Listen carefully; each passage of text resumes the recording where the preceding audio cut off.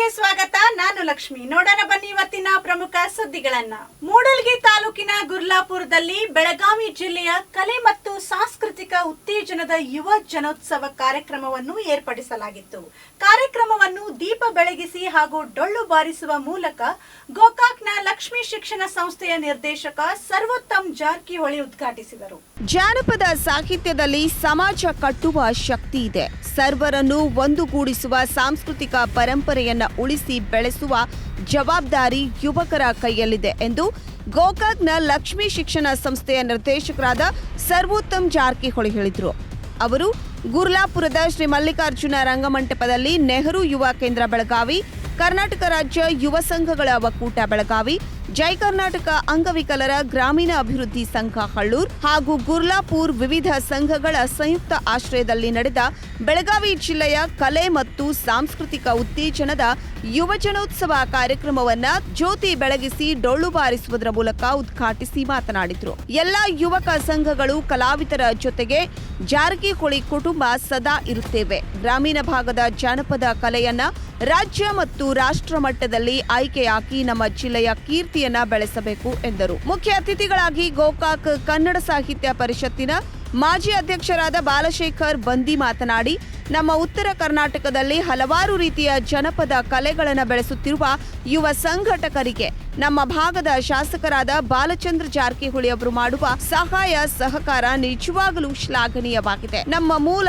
ಜನಪದ ಕಲೆಗಳನ್ನು ಉಳಿಸಲು ಪ್ರತಿಯೊಬ್ಬರೂ ಕಂಕಣಬದ್ಧರಾಗಬೇಕು ಎಂದರು. ಸಿರಿಗನ್ನಡ ಮಹಿಳಾ ವೇದಿಕೆ ರಾಜ್ಯಾಧ್ಯಕ್ಷರಾದ ರಜನಿ ಜೀರ್ಗ್ಯಾಳ್ ಸಾಧಕ ಕಲಾವಿದರಿಗೆ ಜಾನಪದ ಕಲಾಸಿರಿ ಪ್ರಶಸ್ತಿ ಪ್ರದಾನ ಮಾಡಿ ನಮ್ಮ ಭಾರತೀಯ ಸಾಂಸ್ಕೃತಿಕ ಪರಂಪರೆಯನ್ನ ಬೆಳೆಸುತ್ತಿರುವ ಯುವ ಸಂಘಟಕರಿಗೆ ಕೃತಜ್ಞತೆ ಸಲ್ಲಿಸಿದ್ರು. ಕರ್ನಾಟಕ ರಾಜ್ಯ ಯುವ ಸಂಘಗಳ ಒಕ್ಕೂಟದ ಜಿಲ್ಲಾಧ್ಯಕ್ಷ ಸಿದ್ದಣ್ಣ ದುರದುಂಡಿ ಮಾತನಾಡಿ, ಟಿವಿ ಮತ್ತು ಮೊಬೈಲ್ ಹಾವಳಿಯಿಂದ ನಗರ ಹಾಗೂ ಪಟ್ಟಣಗಳಲ್ಲಿ ಜಾನಪದ ಕಲೆಗಳು ಮಾಯವಾಗಿವೆ. ಆದ್ರೆ ನಮ್ಮ ಗ್ರಾಮೀಣ ಭಾಗದಲ್ಲಿ ಮಾತ್ರ ಜನಪದ ಕಲೆಗಳು ಜೀವಂತವಾಗಿವೆ. ನಮ್ಮ ಪೂರ್ವಜರ ಕಾಲದಿಂದ ವಂಶ ಪಾರಂಪರಿಕವಾಗಿ ಸಾಂಸ್ಕೃತಿಕ ಪರಂಪರೆಯನ್ನು ಬೆಳೆಸಿಕೊಂಡು ಬರುತ್ತಿದ್ದಾರೆ ಎಂದು ಹೇಳಿದ್ರು. ಕಾರ್ಯಕ್ರಮದ ಅಧ್ಯಕ್ಷತೆ ವಹಿಸಿದ ಊರಿನ ಕಿರಿಯರಾದ ಎಸ್ಜಿ ಹಂಚಿನಾಳ್ ಮಾತನಾಡಿ, ಕಡಿಮೆ ಸಮಯದಲ್ಲಿ ಇಂತಹ ಅದ್ಭುತ ಕಲಾವಿದರನ್ನು ಕೂಡಿಸಿ ಕಾರ್ಯಕ್ರಮ ಸಂಘಟನೆ ಮಾಡಿದ ರಾಜ್ಯ ಯುವ ಪ್ರಶಸ್ತಿ ವಿಜೇತರಾದ ಸಿದ್ದಣ್ಣ ದುರದುಂಡಿ ಅವರ ಕಾರ್ಯ ಅದ್ಭುತವಾಗಿದೆ. ನಮ್ಮೂರಿನ ಯುವಕರು ಅವರಂತೆ ಉತ್ತಮ ಸಂಘಟನೆ ಮಾಡಲು ಯುವ ಮನಸ್ಸುಗಳಿಗೆ ಕಿವಿಮಾತು ಹೇಳಿದ್ರು. ಇಟ್ನಾಳ್ ಪೂಜ್ಯ ಶ್ರೀ ಸಿದ್ದೇಶ್ವರ ಮಹಾಸ್ವಾಮಿಗಳು ಆಶೀರ್ವಚನ ನೀಡುತ್ತಾ ಶುಭ ಹಾರೈಸಿದ್ರು. ಕಾರ್ಯಕ್ರಮದಲ್ಲಿ ನೆಹರು ಯುವ ಕೇಂದ್ರದ ಜಿಲ್ಲಾ ಅಧಿಕಾರಿ ರೋಹಿತ್ ಕಲ್ರಾ, ವೈಶಾಲಿ ಬರ್ಬರಿ, ಅಕ್ಕ ಮಹಾದೇವಿ, ಹಿರಿಯರಾದ ಬಿಸಿ ಮುಗಳಕೋಡ, ರಾಮಪ್ಪ ನೇಮಗೌಡರ್, ಮಹಾದೇವ್ ಮುಕುಂದ್, ಟಿಡಿ ಗಾಣಿಗೇರ್, ಸಿದ್ದು ಗಡ್ಡೇಕಾರ್, ಪ್ರಕಾಶ್ ಮುಗಳಕೋಡ್, ಆನಂದ್ ಟಪಾಲ್ದಾರ್, ಮಲ್ಲೇಶ್ ಮುಗಳಕೋಡ್, ರಾಮಚಂದ್ರ ಕಾಂಬಳೆ, ಭರತ್ ಕಲಾಚಂದ್ರ, ಎಂಪಿ ಮರನೂರ್, ಬಸವರಾಜ್ ಜಕ್ಕಣ್ಣವರ್, ಹನುಮಂತ ಹಾವನ್ನವರ್, ರಾಘವೇಂದ್ರ ಲಂಬುಗೋಳ್, ಮಾದೇವ್ ಮುರುಗೋಡ್, ಹಾಲಪ್ಪ ಗಡ್ಡಿಕಾರ್, ಶಿವರಾಜ್ ಮುಗಳಕೋಡ್ ಹಾಗೂ ಊರಿನ ಗುರು ಹಿರಿಯರು, ಗಣ್ಯರು, ಸಂಘಟಕರು ಮುಂತಾದವರು ಉಪಸ್ಥಿತರಿದ್ದರು. ಆನಂದ್ ಸುಳ್ಳನವರ್ ಸ್ವಾಗತಿಸಿ ವಂದಿಸಿದ್ರು. ಶ್ರುತಿ ಜಾಧವ್ ನಿರೂಪಿಸಿದ್ರು. ಪ್ರಾರಂಭದಲ್ಲಿ ಡಾಕ್ಟರ್ ಬಿಆರ್ ಅಂಬೇಡ್ಕರ್ ಕಲಾ ಪೋಷಕ ಸಂಘ ನಾಡಗೀತೆ ಮತ್ತು ರೈತಗೀತೆಯೊಂದಿಗೆ ಕಾರ್ಯಕ್ರಮವನ್ನು ಪ್ರಾರಂಭಿಸಲಾಯಿತು. ಬೆಳಗಾವಿ ಜಿಲ್ಲೆಯ ಒಟ್ಟು 14 ಕಲಾ ತಂಡಗಳು ಹಾಗೂ ಕಲಾವಿದರು ಈ ಕಾರ್ಯಕ್ರಮದಲ್ಲಿ ವಿವಿಧ ಕಲಾ ಪ್ರಕಾರಗಳಾದ ಜನಪದ ಗೀತೆ, ಕೋಲಾಟ, ಡೊಳ್ಳು ಕುಣಿತ, ಜನಪದ ನೃತ್ಯ, ಸುಗಮ ಸಂಗೀತ, ಭಜನಾ ಪದ, ಏಕಪಾತ್ರಾಭಿನಯ, ತತ್ವಪದ, ಗೀಗಿ ಪದ, ಭರತನಾಟ್ಯ, ಸಿದ್ಧಿ ಕುಣಿತ, ಭಾವಗೀತೆ, ರಂಗಗೀತೆ, ಲಾವಣಿ ಪದ, ಡೊಳ್ಳಿನ ಪದ ಹೀಗೆ ಗ್ರಾಮೀಣ ಭಾಗದ ಮೂಲ ಜನಪದ ಕಲೆಗಳನ್ನು ವೇದಿಕೆಯ ಮೇಲೆ ಪ್ರದರ್ಶನ ಮಾಡಲಾಯಿತು. ಜನಪದ ಕ್ಷೇತ್ರದಲ್ಲಿ ಸಾಧನೆ ಮಾಡಿದ 12 ಜನ ಸಾಧಕರಿಗೆ ಜನಪದ ಕಲಾಸಿರಿ ಪ್ರಶಸ್ತಿ ಪ್ರದಾನ ಮಾಡಲಾಯಿತು. ಗದಗ ಜಿಲ್ಲೆಯ ಮುಂಡರ್ಗಿ ತಾಲೂಕಿನ ಮೇವುಂಡಿ ಗ್ರಾಮದಲ್ಲಿ ಸ್ವಾಮಿ ವಿವೇಕಾನಂದ ಶಿಕ್ಷಣ ಸಂಸ್ಥೆಯ ಮಕ್ಕಳಿಗೆ ನಮ್ಮ ಹಬ್ಬಗಳ ಮಹತ್ವ ಸಾರಲು ಎಳ್ಳು ಅಮಾವಾಸ್ಯೆಯ ಜನಪದ ಸಂಭ್ರಮ ಕಾರ್ಯಕ್ರಮವನ್ನು ಹಮ್ಮಿಕೊಳ್ಳಲಾಗಿತ್ತು. ಚರಗ ಚಲ್ಲೋಣ ನಾವು ಚರಗ ಚಲ್ಲೋಣ, ಹೆಜ್ಜೆ ಹಾಕುತ್ತಾ ಬಂದೇವೋ, ಸುಗ್ಗಿ ಮಾಡುತ್ತಾ ನಲಿದೇವೋ ಹೀಗೆ ಅನೇಕ ಹಾಡುಗಳು ಕೇಳಿ ಬಂದಿದ್ದು ಮೇವುಂಡಿ ಗ್ರಾಮದ ಹೊಲವೊಂದರಲ್ಲಿ. ಎಳ್ಳಮಾವಾಸ್ಯೆ ನಿಮಿತ್ತ ಶ್ರೀ ವಿವೇಕಾನಂದ ಶಿಕ್ಷಣ ಸಂಸ್ಥೆಯ ಮಕ್ಕಳಿಗೆ ನಮ್ಮ ಹಬ್ಬಗಳ ಮಹತ್ವ ಸಾರಲು ಹಮ್ಮಿಕೊಂಡ ಎಳ್ಳ ಅಮಾವಾಸ್ಯೆಯ ಜನಪದ ಸಂಭ್ರಮ ಕಾರ್ಯಕ್ರಮದಲ್ಲಿ ನಾಡಿನ ಖ್ಯಾತ ಜನಪದ ಕಲಾವಿದ ಗವಿಸಿದ್ದಯಾಜ್ಯ ಹಳ್ಳಿಕೇರಿಮಠ್ ಎಳ್ಳ ಅಮಾವಾಸ್ಯೆಯ ಮಹತ್ವ ಸಾರುವ ಅನೇಕ ಗೀತೆಗಳನ್ನ ಹಾಡಿದ್ರು. ಕಲಾವಿದರೊಂದಿಗೆ ಧ್ವನಿಗೂಡಿಸಿದ ಚಿನ್ನರು ಜನಪದ ಗೀತೆಗಳನ್ನ ಹಾಡಿ ನಲಿದರು. ವಿಶೇಷ ಅತಿಥಿಯಾಗಿ ಆಗಮಿಸಿದ್ದ ವಿಧಾನ ಪರಿಷತ್ ಸದಸ್ಯರಾದ ಶಿಕ್ಷಕರಾದ ಶ್ರೀ ಎಸ್.ವಿ. ಸಂಕನೂರು ಮಾತನಾಡಿ, ಸರ್ವತೋಮುಖ ಅಭಿವೃದ್ಧಿಗೆ ಶಿಕ್ಷಣವೇ ಪೂರಕವಾಗಿದ್ದು ಎಲ್ಲರೂ ಶಿಕ್ಷಣ ಪಡೆಯುವುದು ಕಡ್ಡಾಯವಾಗಿದೆ. ಇದರ ಜೊತೆಗೆ ಪಠ್ಯೇತರ ಚಟುವಟಿಕೆಗಳು ಅವಶ್ಯವಾಗಿದ್ದು ಹಬ್ಬ ಉತ್ಸವಗಳು ಮೌಲ್ಯಗಳನ್ನು ಸಾರುತ್ತವೆ ಎಂದು ಮಕ್ಕಳೊಂದಿಗೆ ಬೆರೆತು ಅನೇಕ ವಿಷಯಗಳನ್ನು ಹಂಚಿಕೊಂಡರು. ಮುಖಂಡರಾದ ಶ್ರೀ ಬಸವರಾಜ್ ಕೋರ್ಲಹಳ್ಳಿ ಮಾತನಾಡಿ, ವಿದ್ಯಾರ್ಥಿಗಳು ಉತ್ತಮ ಗುರಿ ಇಟ್ಟುಕೊಳ್ಳಬೇಕೆಂದು ವಿದ್ಯಾರ್ಥಿಗಳಿಗೆ ಕರೆ ನೀಡಿದ್ರು. ಶಿವಕುಮಾರ್ ಬ್ಯಾಳಿ ಪ್ರಾಸ್ತಾವಿಕ ಮಾತನಾಡಿದ್ರು. ಈ ಸಂದರ್ಭದಲ್ಲಿ ಪಿಡಿಒ ಸಂತೋಷ್ ಹೂಗಾರ್, ಸಂತೋಷ್ ಮಸೂತಿ, ಕೊಟ್ಟಪ್ಪ ಬ್ಯಾಳಿ, ಮಹಾಂತೇಶ್ ಹಲವಾಗಲಿ, ಎಂಎಸ್ ಗೂಗಾರ್, ಹಲಪ್ಪ ಕೋರ್ಲಹಳ್ಳಿ, ಸುರೇಶ್ ಅಡ್ನೂರು, ಯಲ್ಲಪ್ಪ ಕುಂಬಾರ್ ಸೇರಿದಂತೆ ಮುಂತಾದವರು ಪಾಲ್ಗೊಂಡಿದ್ದರು.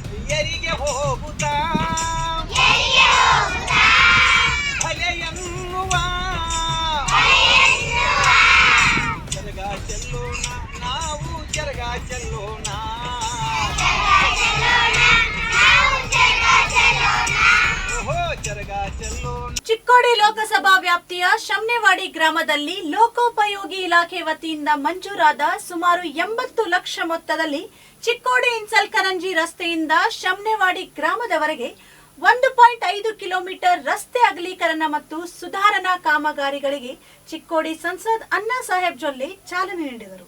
ಕೊಟ್ಟ ಮಾತಿನಂತೆ ಗ್ರಾಮೀಣ ಭಾಗದ ರಸ್ತೆಗಳ ಅಭಿವೃದ್ಧಿ. ಚಿಕ್ಕೋಡಿ ಲೋಕಸಭಾ ವ್ಯಾಪ್ತಿಯ ಶಮನೆವಾಡಿ ಗ್ರಾಮದಲ್ಲಿ ಲೋಕೋಪಯೋಗಿ ಇಲಾಖೆ ವತಿಯಿಂದ ಮಂಜೂರಾದ ಸುಮಾರು 80 ಲಕ್ಷ ರೂಪಾಯಿ ಮೊತ್ತದಲ್ಲಿ ಚಿಕ್ಕೋಡಿ ಇಂಚಲ್ಕರಂಜಿ ರಸ್ತೆಯಿಂದ ಶಮನೆವಾಡಿ ಗ್ರಾಮದವರೆಗೆ 1.5 ಕಿಲೋಮೀಟರ್ ರಸ್ತೆ ಅಗಲೀಕರಣ ಮತ್ತು ಸುಧಾರಣಾ ಕಾಮಗಾರಿಗಳಿಗೆ ಭೂಮಿ ಪೂಜೆ ನೆರವೇರಿಸಿ ಚಾಲನೆ ನೀಡಲಾಯಿತು. ಈ ಭಾಗದ ಜನರ ಮನವಿಗೆ ಸ್ಪಂದಿಸಿ ಹಾಗೂ ಪ್ರಯಾಣಿಕರ ಹಿತದೃಷ್ಟಿಯಿಂದ ರಸ್ತೆಗಳನ್ನು ಅಭಿವೃದ್ಧಿ ಮಾಡುತ್ತಿದ್ದೇವೆ. ಇದೇ ರೀತಿ ಮುಂದಿನ ದಿನಗಳಲ್ಲಿ ಕ್ಷೇತ್ರದ ಮತ್ತಷ್ಟು ರಸ್ತೆಗಳಲ್ಲಿ ಪ್ರಗತಿ ಕಾರ್ಯ ಮಾಡಿ ಸುಗಮ ಸಂಚಾರಕ್ಕೆ ಅನುಕೂಲ ಕಲ್ಪಿಸಲಾಗುವುದು ಎಂದು ಚಿಕ್ಕೋಡಿ ಸಂಸದ ಅಣ್ಣಾಸಾಹೇಬ್ ಜೊಲ್ಲೆ ಅವರು ಚಿಕ್ಕೋಡಿ ತಾಲೂಕಿನ ಶಮನೆವಾಡಿ ಗ್ರಾಮದಲ್ಲಿ ರಸ್ತೆ ಅಭಿವೃದ್ಧಿ ಕಾರ್ಯಕ್ಕೆ ಚಾಲನೆ ನೀಡಿ ಮಾತನಾಡಿದರು. ಈ ಸಂದರ್ಭದಲ್ಲಿ ಹಾಲಸಿದ್ದನಾಥ್ ಸಕ್ಕರೆ ಕಾರ್ಖಾನೆ ನಿರ್ದೇಶಕರಾದ ಶ್ರೀ ಜಯಕುಮಾರ್ ಖೋತ್, ಶ್ರೀ ಅಣ್ಣಾಸಾಹೇಬ್ ಬೆಂಡವಾಡೆ, ಶ್ರೀ ಜಯಕುಮಾರ್ ಹೇರ್ಗೆ, ಶ್ರೀ ಜಿತೇಂದ್ರ ಖೋತ್, ಶ್ರೀ ಪಿಂಟು ಖೋತ್, ಶ್ರೀ ರವಿ ಸಾವ್ಜಿ, ಶ್ರೀ ಭರತ್ ಖೋತ್, ಶ್ರೀ ಅಭಿಷೇಕ್ ಖೋತ್, ಶ್ರೀ ಮಂಜು ಕಾಂಬಳೆ, ಶ್ರೀಮತಿ ಸಂಜನಾ ಕಾಂಬಳೆ, ಶ್ರೀ ಮಹಾವೀರ್ ಪೂಜಾರಿ, ಮಾಳಪ್ಪ ಗಾವಡೆ, ಅಣ್ಣಾಸಾಬ್ ತಾರದಾಳೆ ಸೇರಿದಂತೆ ಪಕ್ಷದ ಕಾರ್ಯಕರ್ತರು ಮತ್ತು ಗ್ರಾಮಸ್ಥರು ಉಪಸ್ಥಿತರಿದ್ದರು. ಹುಕ್ಕೇರಿಯ ಸಿಎಸ್ ತುಪ್ಚಿ ಶಿಕ್ಷಣ ಸಂಸ್ಥೆಯ ಎಸ್ಕೆ ಪ್ರೌಢಶಾಲೆಯಲ್ಲಿ 15 ರಿಂದ 18 ವರ್ಷದೊಳಗಿನ ವಿದ್ಯಾರ್ಥಿನಿಯರಿಗಾಗಿ ಕೋವಿಡ್-19 ಉಚಿತ ಲಸಿಕಾ ಶಿಬಿರವನ್ನು ಹಮ್ಮಿಕೊಳ್ಳಲಾಗಿತ್ತು. ತಹಶೀಲ್ದಾರರು ಸೇರಿದಂತೆ ಗಣ್ಯರು ಶಿಬಿರಕ್ಕೆ ಚಾಲನೆ ನೀಡಿದರು. ಸೋಮವಾರದಂದು ತಾಲೂಕು ಆರೋಗ್ಯ ಕೇಂದ್ರ ಹುಕ್ಕೇರಿ, ಸಾರ್ವಜನಿಕ ಶಿಕ್ಷಣ ಇಲಾಖೆ ಹುಕ್ಕೇರಿ ಮತ್ತು ಸಿಎಸ್ ತುಬಚಿ ಶಿಕ್ಷಣ ಸಂಸ್ಥೆಯ ಎಸ್ಕೆ ಪ್ರೌಢಶಾಲೆಯ ಸಂಯುಕ್ತ ಆಶ್ರಯದಲ್ಲಿ 15 ರಿಂದ 18 ವರ್ಷದ ಒಳಗಿನ ವಿದ್ಯಾರ್ಥಿಗಳಿಗಾಗಿ ಕೋವಿಡ್-19 ಉಚಿತ ಲಸಿಕಾ ಶಿಬಿರವನ್ನು ಹಮ್ಮಿಕೊಳ್ಳಲಾಗಿತ್ತು. ಎಸ್ಕೆ ಪ್ರೌಢಶಾಲೆಯ ಸಭಾಭವನದಲ್ಲಿ ಕೋವಿಡ್-19 ಉಚಿತ ಲಸಿಕಾ ಶಿಬಿರವನ್ನು ಹಮ್ಮಿಕೊಳ್ಳಲಾಗಿತ್ತು. ಮುಖ್ಯ ಅತಿಥಿಗಳಾಗಿ ಕ್ಷೇತ್ರ ಶಿಕ್ಷಣಾಧಿಕಾರಿ ಮೋಹನ್ ದಂಡಿನ್, ತಹಶೀಲ್ದಾರ್ ಡಿಎಚ್ ಹುಗಾರ್, ಅಕ್ಷರ ದಾಸೋಹ ಅಧಿಕಾರಿ ಶ್ರೀಶೈಲ್ ಹಿರೇಮಠ್ ಸೇರಿದಂತೆ ಇನ್ನುಳಿದವರು ಉಪಸ್ಥಿತರಿದ್ದರು. ಶಾಲಾ ವಿದ್ಯಾರ್ಥಿಗಳ ಪ್ರಾರ್ಥನಾ ಗೀತೆಯೊಂದಿಗೆ ಕಾರ್ಯಕ್ರಮಕ್ಕೆ ಚಾಲನೆ ನೀಡಲಾಯಿತು.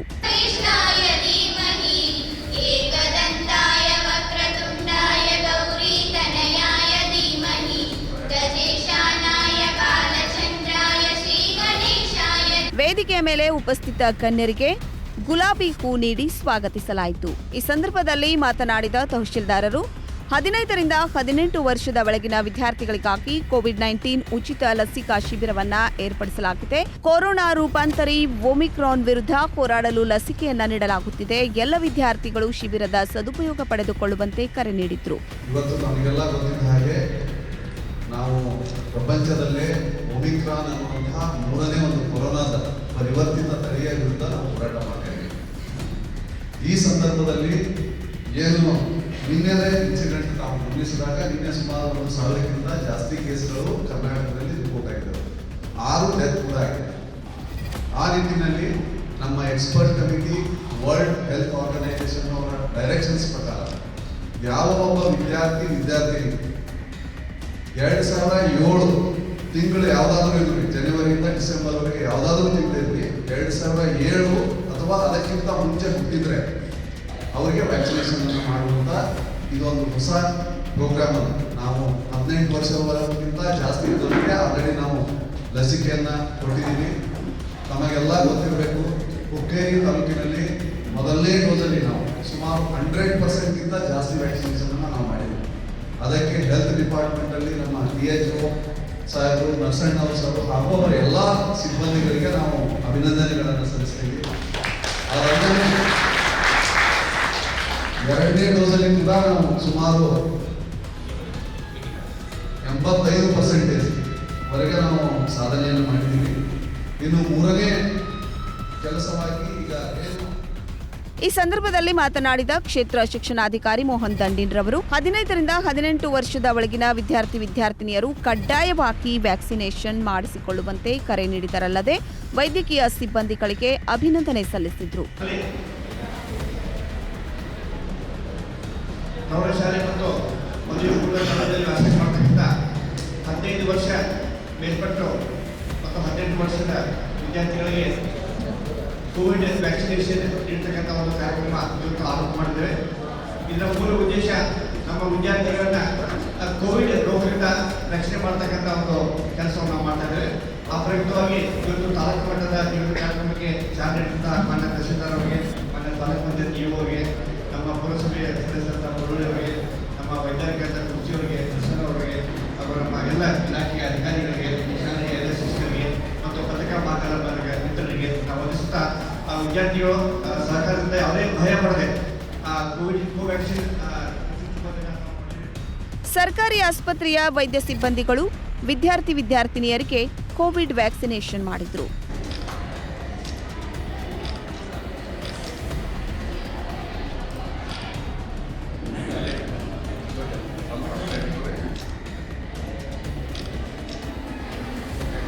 ಕಾರ್ಯಕ್ರಮದಲ್ಲಿ ಕ್ಷೇತ್ರ ಸಂಪನ್ಮೂಲ ಕೇಂದ್ರದ ಅಧಿಕಾರಿ, ಪುರಸಭೆ ಸದಸ್ಯ ರಾಜು ಮುನ್ನೊಳ್ಳಿ ಸೇರಿದಂತೆ ಇತರ ಗಣ್ಯರು ಉಪಸ್ಥಿತರಿದ್ದರು. ವೈದ್ಯಕೀಯ ಸಿಬ್ಬಂದಿಗಳು, ಶಿಕ್ಷಕ ಸಿಬ್ಬಂದಿ ವರ್ಗ ಹಾಗೂ ವಿದ್ಯಾರ್ಥಿನಿಯರು ಕಾರ್ಯಕ್ರಮದಲ್ಲಿ ಪಾಲ್ಗೊಂಡಿದ್ದರು. ಕಾಗವಾಡ ತಾಲೂಕಿನ ಉಗಾರ್ ಮೊಳವಾಡ್ ಗ್ರಾಮಗಳ ಮಧ್ಯದಲ್ಲಿಯ ಆಯ್ದ ಭಾಗಗಳಲ್ಲಿ 2.30 ಕೋಟಿ ರೂಪಾಯಿಗಳ ವೆಚ್ಚದಲ್ಲಿ ರಸ್ತೆ ಕಾಮಗಾರಿಗೆ ಶಾಸಕ ಶ್ರೀಮಂತ್ ಪಾಟೀಲ್ ಚಾಲನೆ ನೀಡಿದರು. ಕಾಗವಾಡ ತಾಲೂಕಿನ ಉಗಾರ್ ಮೊಳವಾಡ್ ಗ್ರಾಮಗಳ ಮಧ್ಯದಲ್ಲಿಯ ಆಯ್ದ ಭಾಗಗಳಲ್ಲಿ 2.30 ಕೋಟಿ ರೂಪಾಯಿ ವೆಚ್ಚದಲ್ಲಿ ರಸ್ತೆ ಕಾಮಗಾರಿಗೆ ಶಾಸಕ ಶ್ರೀಮಂತ್ ಪಾಟೀಲ್ ರವರು ಚಾಲನೆ ನೀಡಿದರು. ಶನಿವಾರದಂದು ಪ್ರಾಮ್ಸಿ ಯೋಜನೆ ಅಡಿಯಲ್ಲಿ ಉಗಾರದಿಂದ ಕುಸನಾಳ್ ಮೋಳವಾಡ್ ಮಧ್ಯದ ಸುಮಾರು 8 ಕಿಲೋಮೀಟರ್ ರಸ್ತೆ ಕಾಮಗಾರಿಗೆ 2.30 ಕೋಟಿ ರೂಪಾಯಿ ವೆಚ್ಚದ ರಸ್ತೆ ಕಾಮಗಾರಿಗೆ ಶಾಸಕ ಶ್ರೀಮಂತ್ ಪಾಟೀಲ್ ಚಾಲನೆ ನೀಡಿದರು. ಕಳೆದ ಅನೇಕ ವರ್ಷಗಳಿಂದ ರಸ್ತೆ ಅಗಲೀಕರಣ ಮತ್ತು ಗುಣಮಟ್ಟದ ಡಾಂಬರೀಕರಣ ರಸ್ತೆ ನಿರ್ಮಿಸುವ ಬೇಡಿಕೆಯಾಗಿತ್ತು.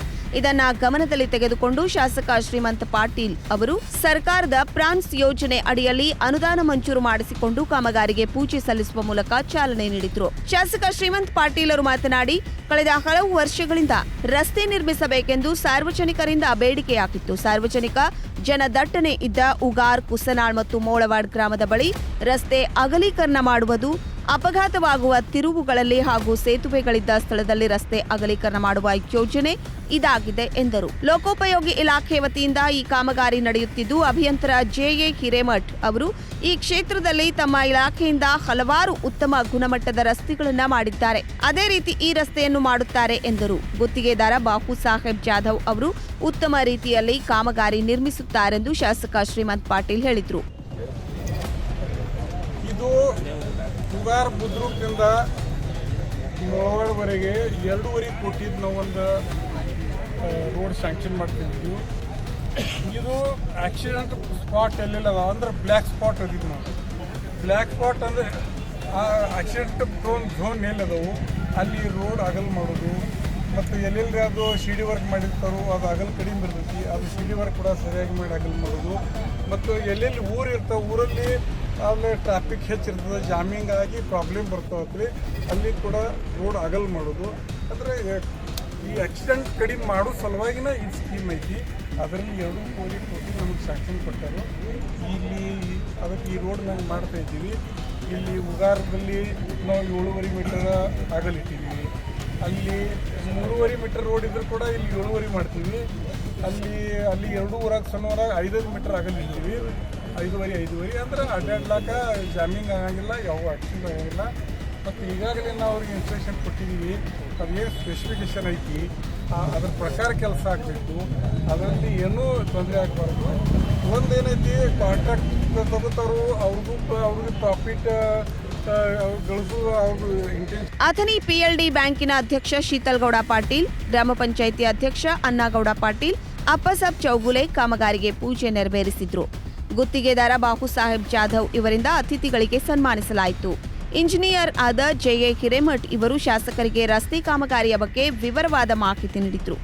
ಸಹಾಯಕ ಅಭಿಯಂತರ MS ಮಗದುಂ ಉಪಸ್ಥಿತರಿದ್ದರು. ಈ ವೇಳೆ ಪ್ರಮೋದ್ ಹೊಸೂರೆ, ರಾಜು ಆಲ್ಬಾಳ್, ಮನೋಜ್ ಕುಸನಾಳೆ, ವಿಜಯ್ ಶಿಂಧೆ, ಮುದ್ದು ಮುಲ್ಲಾ, ನಾನಾ ಸಾಹೇಬ್ ಜಾಧವ್, ಸೋಮನಾಥ್ ಘೋರ್ಪಡೆ, ಸುನಿಲ್ ಜಾಧವ್, ಲಕ್ಷ್ಮಣ್ ಜಾಧವ್, ಈಶ್ವರ್ ಕುಂಬಾರೆ ಸೇರಿದಂತೆ ಅನೇಕರು ಉಪಸ್ಥಿತರಿದ್ದರು. ಸಿದ್ದಯ್ಯ ಹಿರೇಮಠ್, ಸತ್ಯಂ ನ್ಯೂಸ್, ಕಾಗವಾಡ್.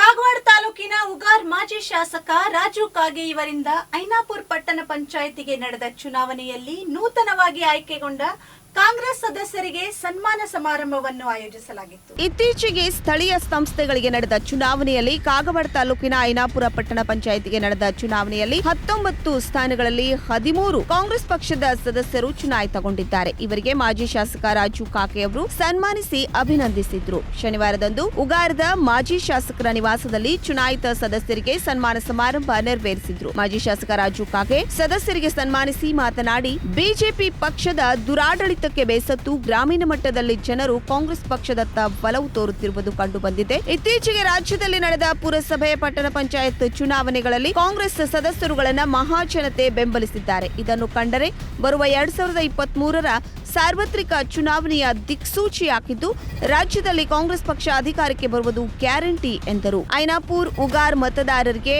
ಅವರು ಧನ್ಯವಾದಗಳನ್ನು ಸಲ್ಲಿಸಿದ್ರು. ನಮ್ಮ ಪಕ್ಷದ ಅಭ್ಯರ್ಥಿಗಳು ಜಯಬೇರಿ ಗೆಲುವನ್ನು ಸಾಧಿಸಿದ ನಂತರ ನಾನು ಅವರಿಗೆಲ್ಲ ಪ್ರಥಮವಾಗಿ ಗೆದ್ದಂಥ ಎಲ್ಲ ಅಭ್ಯರ್ಥಿಗಳಿಗೆ ಧನ್ಯವಾದಗಳನ್ನು ಅರ್ಪಿಸ್ತೀನಿ. ಇವತ್ತು ನಮ್ಮ ಪಕ್ಷದ ತಳಮಟ್ಟದಿಂದ ಇವತ್ತು ಕಾಂಗ್ರೆಸ್ ಪಕ್ಷ ಬಹಳ ಗೆಲುವನ್ನು ಸಾಧಿಸಿ ಇಡೀ ರಾಜ್ಯದಲ್ಲಿ ಮುಂದಿನ ದಿಕ್ಸೂಚಿಯನ್ನು ತೋರ್ತಾ ಇದೆ.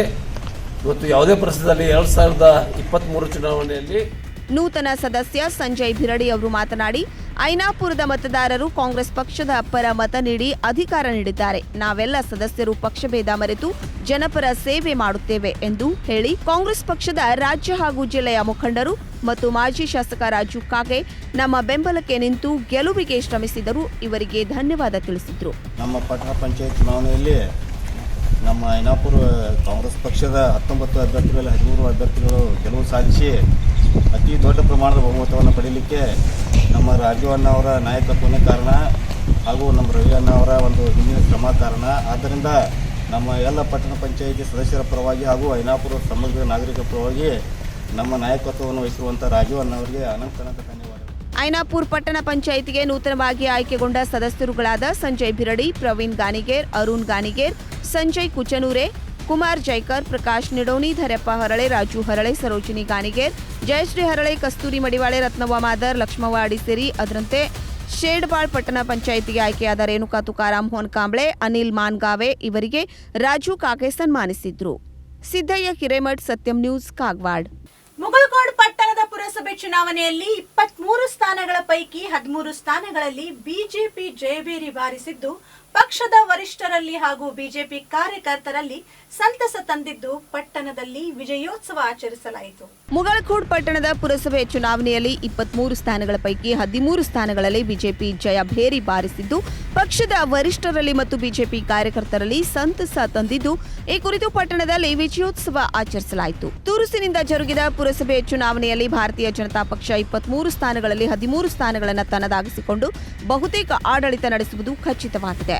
ಬಿಜೆಪಿ ಚಿಕ್ಕೋಡಿ ಜಿಲ್ಲಾ ಪ್ರಧಾನ ಕಾರ್ಯದರ್ಶಿ ರಮೇಶ್ ಖೇತ್ಗೌಡರ್, ಬಿಜೆಪಿ ಕುಡಚಿ ಮಂಡಲ ಅಧ್ಯಕ್ಷ ಮಲ್ಲಿಕಾರ್ಜುನ್ ಖಾನ್ಗೌಡ ಹಾಗೂ ಗೌಡಪ್ಪ ಖೇತ್ಗೌಡರ್ ನೇತೃತ್ವದಲ್ಲಿ ಆಯ್ಕೆಯಾದ ಬಿಜೆಪಿ ಪಕ್ಷದಿಂದ ಪುರಸಭೆಗೆ ಆಯ್ಕೆಯಾದ ಸದಸ್ಯರ ಅಭಿನಂದನೆಗಾಗಿ ಪಟ್ಟಣದಲ್ಲಿ ವಿಜಯೋತ್ಸವವನ್ನು ಆಚರಿಸಲಾಯಿತು. ಬಸ್ ನಿಲ್ದಾಣದಿಂದ ಪ್ರಾರಂಭಗೊಂಡ ವಿಜಯೋತ್ಸವದ ಮೆರವಣಿಗೆಯಲ್ಲಿ ಬಿಜೆಪಿಯ ಪದಾಧಿಕಾರಿಗಳು, ಕಾರ್ಯಕರ್ತರು ಹಾಗೂ ಪುರಸಭೆಗೆ ಆಯ್ಕೆಯಾದ ಸದಸ್ಯರು ಪಾಲ್ಗೊಂಡಿದ್ದರು. ಮೆರವಣಿಗೆಯಲ್ಲಿ ಕುಡಚಿ ಶಾಸಕರಿಗೆ ಜಯ ಘೋಷ ಹಾಕುತ್ತಾ ಪರಸ್ಪರ ಗುಲಾಲು ಎರಚಿ ಸಿಡಿಮದ್ದು ಸಿಡಿಸಿ ಸಂಭ್ರಮಿಸಿದ್ರು. ವಿಜಯೋತ್ಸವದ ಮೆರವಣಿಗೆಯು ಮುಗಳಖೋಡದ ಆರಾಧ್ಯ ದೇವರಾದ ಶ್ರೀ ಯಲ್ಲಾಲಿಂಗೇಶ್ವರ ಬೃಹನ್ ಮಠವನ್ನು ತಲುಪಿದ ನಂತರ ಸಭೆಯನ್ನುದ್ದೇಶಿಸಿ ಮಾತನಾಡಿದ ಕುಡಚಿ ಮಂಡಲಾಧ್ಯಕ್ಷ ಮಲ್ಲಿಕಾರ್ಜುನ್ ಖಾನ್ಗೌಡರ್, ಮುಗಳಖೋಡದಲ್ಲಿ ಬಿಜೆಪಿ ತನ್ನ ವಿಜಯ ಪತಾಕೆಯನ್ನ ಹಾರಿಸಿದ್ದು ಪಕ್ಷದ ನಿಷ್ಠಾವಂತ ಕಾರ್ಯಕರ್ತರು, ಅದು ರಮೇಶ್ ಖೇತ್ಗೌಡರ್ ಮತ್ತು ಗೌಡಪ್ಪ ಗೌಡ ಖೇತ್ಗೌಡರ್ ಈ ಬಾರಿಗೆ ಬಿಜೆಪಿ ಪೆನಲ್ನಲ್ಲಿ ಇಲ್ಲದೆ ಹೋದರೂ ಸಹ ಮುಗಳಖೋಡ್ ಪಟ್ಟಣದ ಪುರಸಭೆ ಸದಸ್ಯರು ಮತ್ತು ಕಾರ್ಯಕರ್ತರು ಅವರಲ್ಲಿ ಅಪಾರವಾದ ಪ್ರೀತಿ ಗೌರವವನ್ನು ಇಟ್ಟುಕೊಂಡಿದ್ದಾರೆ. ಪಕ್ಷದ ವರಿಷ್ಠರ ಇಚ್ಛೆಯಂತೆ ಎಲ್ಲರೂ ಸೇರಿ ಅಭಿವೃದ್ಧಿಗಾಗಿ ಶ್ರಮಿಸುತ್ತೇವೆ ಎಂದರು. ಬಳಿಕ ಮಾತನಾಡಿದ ಬಿಜೆಪಿ ಚಿಕ್ಕೋಡಿ ಜಿಲ್ಲಾ ಪ್ರಧಾನ ಕಾರ್ಯದರ್ಶಿ ರಮೇಶ್ ಖೇತ್ಗೌಡರ್, ಮುಗಳಖೋಡದಲ್ಲಿ ಬಿಜೆಪಿಗೆ ಸಂದ ಈ ಜಯ ಇದು ಮುಗಳಖೋಡ್ ಪಟ್ಟಣದ ಸಮಸ್ತ ಜನರ ದಿಗ್ವಿಜಯ. ಕೇಂದ್ರ ಹಾಗೂ ರಾಜ್ಯದಲ್ಲಿ ಭಾರತೀಯ ಜನತಾ ಪಕ್ಷ ಭ್ರಷ್ಟಾಚಾರ ರಹಿತವಾದ ಆಡಳಿತ ನಡೆಸುವಲ್ಲಿ ಯಶಸ್ವಿಯಾಗಿದೆ. ನಮ್ಮ ಪಟ್ಟಣದ ಅಭಿವೃದ್ಧಿಗಾಗಿ ಪುರಸಭೆಯ ಎಲ್ಲಾ ಚುನಾಯಿತ ಸದಸ್ಯರು ಭ್ರಷ್ಟಾಚಾರ ರಹಿತವಾದ ಆಡಳಿತ ನಡೆಸುವಲ್ಲಿ ಸನ್ನದ್ಧರಾಗಿದ್ದಾರೆ ಎಂದರು. ಒಂದು ಮತದ ಅಂತರದಿಂದ ಆಯ್ಕೆಯಾದ 13ನೇ ವಾರ್ಡಿನ ಬಿಜೆಪಿ ಪಕ್ಷದ ಚುನಾಯಿತ ಅಭ್ಯರ್ಥಿ ಮಂಗಲ್ ಸಂಜಯ್ ಪಣದಿ ಮಾತನಾಡಿ, ಈ ಒಂದು ಮತದ ಜಯ ನನಗೆ ನನ್ನ ಆರಾಧ್ಯ ದೇವರಾದ ಶ್ರೀ ಯಲ್ಲಾಲಿಂಗ ಮಹಾರಾಜರು ಕರುಣಿಸಿದ ಪ್ರಸಾದವೇ ಸರಿ.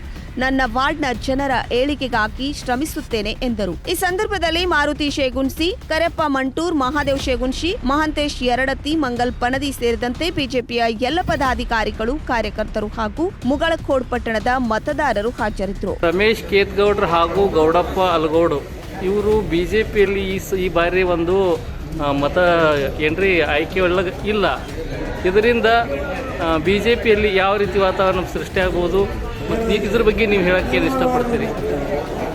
ಈಗ ತಾನೇ ನಾವೆಲ್ಲ ಅಭ್ಯರ್ಥಿಗಳನ್ನು ಆಯ್ಕೆ ಮಾಡಿದ್ದೀವಿ. ಅದರಲ್ಲಿ ಪ್ರಮುಖವಾಗಿ ನೀವು ಕೇಳುವಂಥ ವಿಷಯ ಗೌಡಪ್ಪ ಮತ್ತು ರಮೇಶ್ ಗೌಡ ನಿಮ್ಮ ಪೆನಲ್ದೊಳಗೆ ಉಳಿದಿಲ್ಲ. ಮುಂದೆ ಏನಂತ ತಿಳ್ಕೊಂಡು ಹೇಳ್ತೀರಿ ನೀವು. ಈಗಾಗಲೇ ನೀವು ಬರುವಾಗ ಹಾದಿ ಹಿಡಿದು ನೋಡಿರ್ಬೇಕು.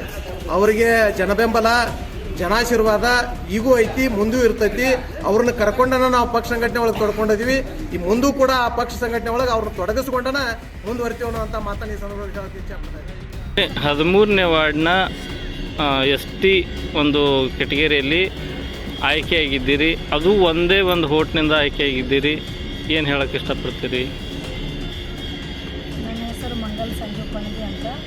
ನಾನು ಮುಗಳಖೋಡ ಮಂಗಲ್ ಸಂಜೀವ್ ಪಣದಿ ಅಂತ. ನನ್ನ ಮುಗಳಖೋಡ ಪುರಸಭೆಯ ವಾರ್ಡ್ ನಂಬರ್ 13 BJP ಪಕ್ಷದ ಅಭ್ಯರ್ಥಿಯಾಗಿ ಆಯ್ಕೆಯಾಗಿದೆ.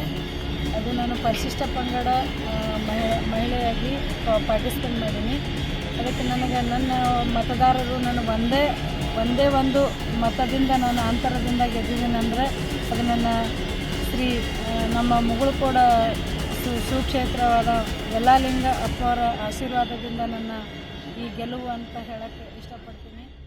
ಚಿದಾನಂದ್ ಐಹೊಳೆ, ಸತ್ಯಂ ನ್ಯೂಸ್, ರಾಯಭಾಗ್. ಗೋಕಾಕ್ನಲ್ಲಿ ಮಹದೇವ್ ಅಜ್ಜನ್ನವರ ಜನ್ಮ ದಿನಾಚರಣೆ ಹಾಗೂ ಕನ್ನಡ ಕಾರ್ಯಕ್ರಮವನ್ನು ಆಯೋಜಿಸಲಾಗಿತ್ತು. ಇದೇ ಸಂದರ್ಭದಲ್ಲಿ 25ಕ್ಕೂ ಅಧಿಕ ಪುಣ್ಯ ದಂಪತಿಗಳನ್ನು ಸತ್ಕರಿಸಿ ಗೌರವಿಸಲಾಯಿತು. ಕನ್ನಡ ಭಾಷೆ ಬಹಳ ಪ್ರಾಚೀನವಾದ ಭಾಷೆ. ಹರಿದು ಹಂಚಿ ಹೋಗಿದ್ದ ಭಾಷೆಯನ್ನ ಒಟ್ಟಾಗಿಸಿ ಏಕೀಕರಣಗೊಳಿಸಿದ ಕೀರ್ತಿ ಗೋಕಾವಿಯ ಡೆಪ್ಯೂಟಿ ಚನ್ನಬಸಪ್ಪ ಅವರಿಗೆ ಸಲ್ಲುತ್ತದೆ. ಭಾರತೀಯ ಭಾಷೆಗಳಲ್ಲಿಯೇ 8 ಜ್ಞಾನಪೀಠ ಪ್ರಶಸ್ತಿ ಪಡೆದ ಒಂದೇ ಭಾಷೆ ಅದು ಕನ್ನಡ ಭಾಷೆ ಎಂದು ನಿಡಸೋಶಿಯ ಪೂಜ್ಯರು ಅಭಿಪ್ರಾಯಪಟ್ಟರು. ಅವರು ಗೋಕಾಕ್ನಲ್ಲಿ ಜರುಗಿದ ಮಹದೇವ ಅಜ್ಜನವರ ಜನ್ಮದಿನಾಚರಣೆ ಮತ್ತು ಕನ್ನಡ ಜಾತ್ರೆ ಕಾರ್ಯಕ್ರಮದ ಸಾನ್ನಿಧ್ಯ ವಹಿಸಿ ಮಾತನಾಡುತ್ತಿದ್ರು. ಮುಂದುವರೆದು ಮಾತನಾಡಿದ ಅವರು, ಸಮೃದ್ಧವಾದ ಭಾಷೆಯನ್ನ ಬಿಟ್ಟು ಅನ್ಯ ಭಾಷೆಗೆ ಶರಣಾಗದೆ ನಮ್ಮ ಭಾಷೆಯನ್ನು ಗೌರವಿಸಲು ಕರೆ ನೀಡಿದ್ರು. ಇದೇ ಸಂದರ್ಭದಲ್ಲಿ 25ಕ್ಕೂ ಅಧಿಕ ಪುಣ್ಯ ದಂಪತಿಗಳನ್ನ ಸತ್ಕರಿಸಿ ಗೌರವಿಸಲಾಯಿತು. ಈ ಬಾರಿಯ ಕಾಯಕ ಯೋಗಿ ಪ್ರಶಸ್ತಿಯನ್ನ ಬೀದರ್ ಜಿಲ್ಲೆಯ ಅಂಕಲಿ ಮಠದ ವೀರಭದ್ರ ಸ್ವಾಮೀಜಿಯವರಿಗೆ ನೀಡಿದ್ರೆ, ಕನ್ನಡ ಜ್ಯೋತಿ ಪ್ರಶಸ್ತಿಯನ್ನ ಮೈಸೂರಿನ ಪಚ್ಚೆ ನಂಜುಂಡಸ್ವಾಮಿ ಅವರಿಗೆ ನೀಡಲಾಯಿತು. ಪ್ರಾರಂಭದಲ್ಲಿ ಮಧುರ ಸಂಗೀತ ಗೆಳೆಯರ ಬಳಗದ ಸಂಗೀತ ಕಾರ್ಯಕ್ರಮ ಜರುಗಿತು. ರಾಮಚಂದ್ರ ಕಾಕಡೆ ಕಾರ್ಯಕ್ರಮ ನಿರೂಪಿಸಿದ್ರು. ಸಂಗೀತ ಕಾರ್ಯಕ್ರಮ ಉಪಸ್ಥಿತರನ್ನ ಮನಸೂರೆಗೊಳಿಸಿತು. ಇವಿಷ್ಟು ಇವತ್ತಿನ ಪ್ರಮುಖ ಸುದ್ದಿಗಳು. ನಿರಂತರ ಸುದ್ದಿಗಾಗಿ ನೋಡ್ತಾ ಇರಿ ಸತ್ಯಂ ಟಿವಿ ಕನ್ನಡ, ನಮ್ಮ ನಡೆ ಸತ್ಯದ ಕಡೆ.